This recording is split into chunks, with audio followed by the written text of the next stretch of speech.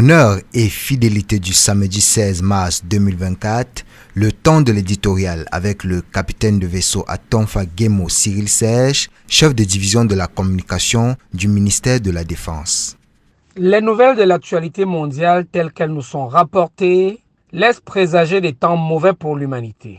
Entre conflits gelés en voie de réactivation, entre guerres de haute intensité en pleine escalade et d'autres foyers belligènes en attente de conflagration, les va-t-en-guerre semblent avoir la raison, la morale et le bon sens de leur côté.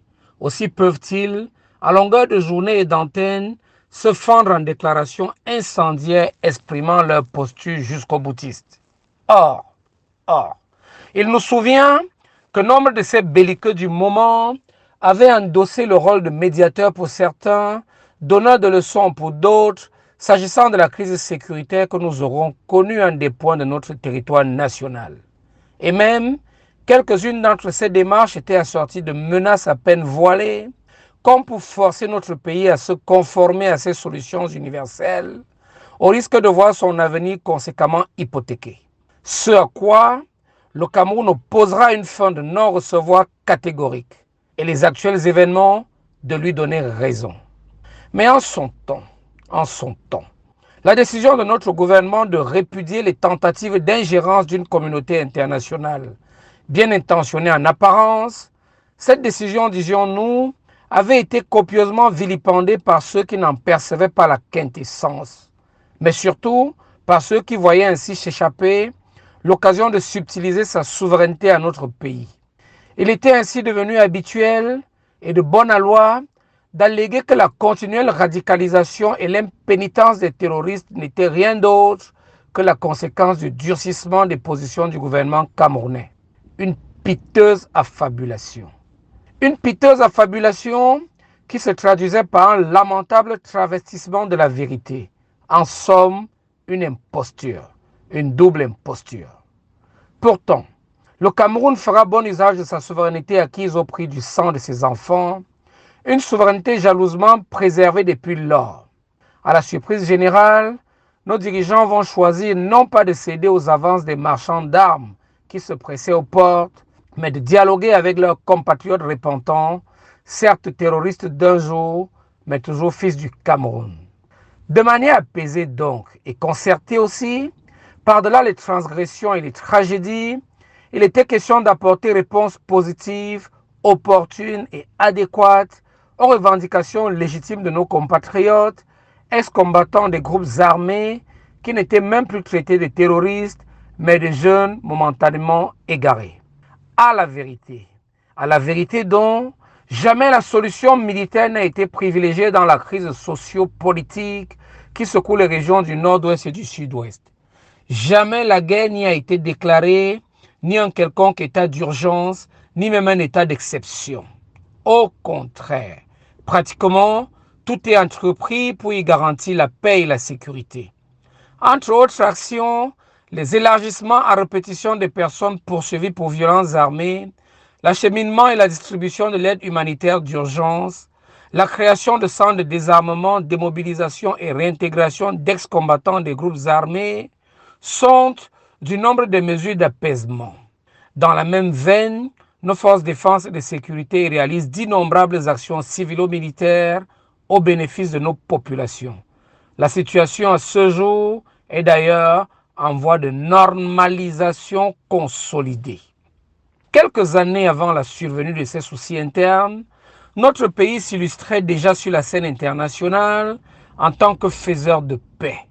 Car plutôt que de déclarer la guerre, fût-ce en totale légitimité à son voisin le Nigeria au regard de la dispute les opposants sur la presqu'île de Bakassi, le Cameroun optera pour un argumentaire contradictoire par devant les juridictions internationalement compétentes. Le verdict sera accepté de tous et la paix des braves sera faite. Quelqu'un a dit du courage qu'il ne consiste pas à envahir autrui, mais à faire face à l'indignité chez soi. Dans le même registre, la puissance ne résiste pas en la capacité d'imposer sa volonté à d'autres, mais en l'affirmation de soi en tenant compte de l'existence de l'autre. Manifestement, Cette constante sérénité dans la compréhension et l'usage du courage et de la puissance semble faire défaut à nos pacifistes convaincus d'hier, indécrottables belligérants et bellicistes d'aujourd'hui. Pourquoi alors ne pas venir à l'école du Cameroun? À samedi prochain. The English version of this week's editorial is presented by Lieutenant Emmanuel Tata Wulowa, the head of the Communication Cell at the Communication Division of the Ministry of Defense. Managing crisis hotbeds in Cameroon, the proven effectiveness of national solutions. The world news, as it is reported to us, portends bad times for humanity, with frozen conflicts on the verge of reactivation, high-intensity wars escalating and other hotbeds of belligerents waiting to erupt. The warmongers seems to have risen, enthusiasm and common sense on your side. They can go on air all day long and make inflammatory statements expressing their extremist positions. But let us not forget that many of these warmongers of the moment have assumed the role of mediators for some and lesson givers for others regarding the security crisis we have experienced in various parts of our national territory. And even some of these approaches were accompanied by thinly veiled threats, as if to force a country to conform to these universal solutions at the risk of seeing its future mortgaged. Cameroon categorically refused, and current events are proving us right. But at the time, a government's decision to reject the interference of an apparently well-meaning international community, this decision, we said, was widely denigrated by those who did not see the essence of it, but above all, by those who saw it as an opportunity to deprive a country of its sovereignty. It became common and fashionable to claim that the continued radicalization and unrepentance of the terrorists was nothing more than the consequence of the hardening of the Cameroonian government's position. It was a pitiful fabrication that amounted to a deplorable distortion of truth, in short, a sham. Nevertheless, Cameroon has made good use of the sovereignty it acquired at the cost of the blood of its children, a sovereignty it has jealously guarded ever since. To everyone's surprise, our leaders choose not to give into the propositions of the arms merchants lined up at the gates, but to open a dialogue with their repentant compatriots who may have been terrorists for a day, but were still sons of Cameroon. In a calm and concerted manner, beyond the transgressions and tragedies, it was necessary to give a position, timely and adequate response to the legitimate demands of our compatriots, ex-combatants of armed groups who were no longer even called terrorists, but young people temporarily lost. In truth, the military solution has never been favored in the socio-political crisis shaking the northwest and southwest regions. There has never been a declaration of war, a state of emergency, or even a state of exception.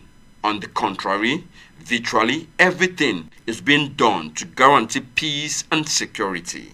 The repeated release of persons prosecuted for armed violence, the delivery and distribution of emergency humanitarian aid, and the creation of disarmament, demobilization, and reintegration centers for ex-combatants of armed groups are just some of the measures taken to calm the situation. In the same vein, our defense and security forces are carrying out countless civil military operations for the benefit of our people. The situation is now being consolidated and normalized. A few years before these internal problems arose, a country had already made a name for itself internationally as a peacemaker. Instead of declaring war, albeit a legitimate one, on its neighbor Nigeria over the Bakassi dispute, Cameroon opted for a confrontation in the international courts. The verdict was accepted by all, and there was the peace of the brave. Someone once said that courage is not about invading others, but about dealing with humiliation at home. In the same way, power does not lie in the ability to impose one's will on others, but in the ability to assert oneself while respecting the existence of others. Obviously, this constant serenity in the understanding and the use of courage and power seems to be lacking in a convinced pacifics of yesterday, unyielding belligerents and warmongers of today. So, why not come and take lessons from Cameroon? Have a blessed weekend.